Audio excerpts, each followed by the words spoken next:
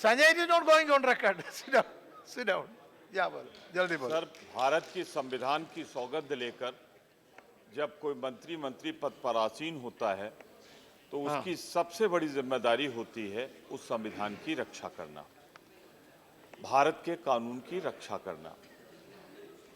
एक माननीय मंत्री जी जिन पर चर्चा हो रही है वो यहाँ पर उपस्थित भी है। मैं सिर्फ ये कहना चाहता हूँ, उन्होंने जो कुछ भी कहा है वो भारत के संविधान का खुला उल्लंघन है।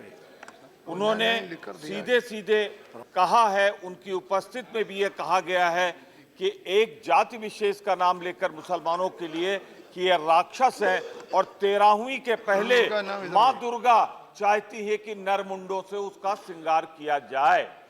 मैं कहना चाहता हूं कि जब संविधान में ही लिखा है कि सब जातियां धर्म लिंग के बराबर हैं, तो अगर एक मंत्री कहता है तो संविधान का उल्लंघन होता है कि नहीं होता है। मैं आपसे सिर्फ ये भी आपके माध्यम से सवाल पूछना चाहता हूं कि जिस समय ये सारी बातें कही जा रही थी उस समय कहा जा रहा था, एक सांसद ने कहा लाइन खींच दो, लाइन खींच दो, उस पार उनको खड़ा कर दो, इस पार हमें खड़ा कर दो और फैसला हो जाए और उसके बाद ही हो। पर दो बातें मैं कहना चाहता हूं, ये सरकार चूंकि हर मोर्चे पे असफल हो गई है, तो इन्होंने कहा, इन्हीं के विधायक ने कहा, याद रखना 2017 आने वाला है, 2017 की तैयारी कर लो। और तैयारी किस तरह करो? बंदूक की ताकत पर, तलवार की ताकत पर, राइफल की ताकत पर और एक समुदाय के प्रति घृणा पैदा करके। इन्होंने कहा आगरा उत्तर प्रदेश में है, इसे मुजफ्फरनगर बनाना होगा।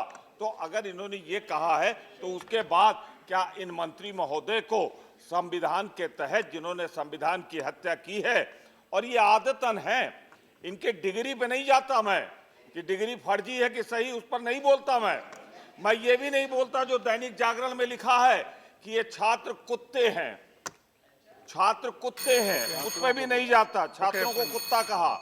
मैं सिर्फ ये कहना चाहता हूं कि आगरा तो जाना जाता है, वहां एक बहुत बड़ा अस्पताल है। मैं गृह मंत्री जी आपसे एक ही सवाल पूछना चाहता हूं, उस अस्पताल का उपयोग करके उस मंत्री का इलाज आप क्यों नहीं कराते हैं?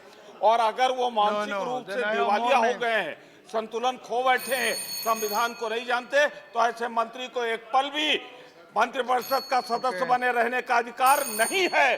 उन्हें बर्खास्त किया जाना चाहिए और उनके खिलाफ मुकदमा कायम करके राजद्रोह का जेल भेजा जाना चाहिए। Okay, thank you. Now, no. See, no, I have other names also asking like this. Raj Babbar asked, Rashtravad. No, you are not given the name. See now, she's putting the chair in real problem. I am telling you. I am really sorry. What can I do? See you.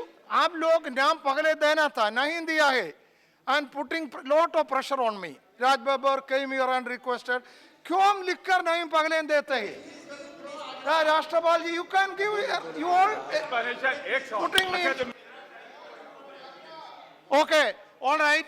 As a special exemption, I'll put one question. One question. एक minute.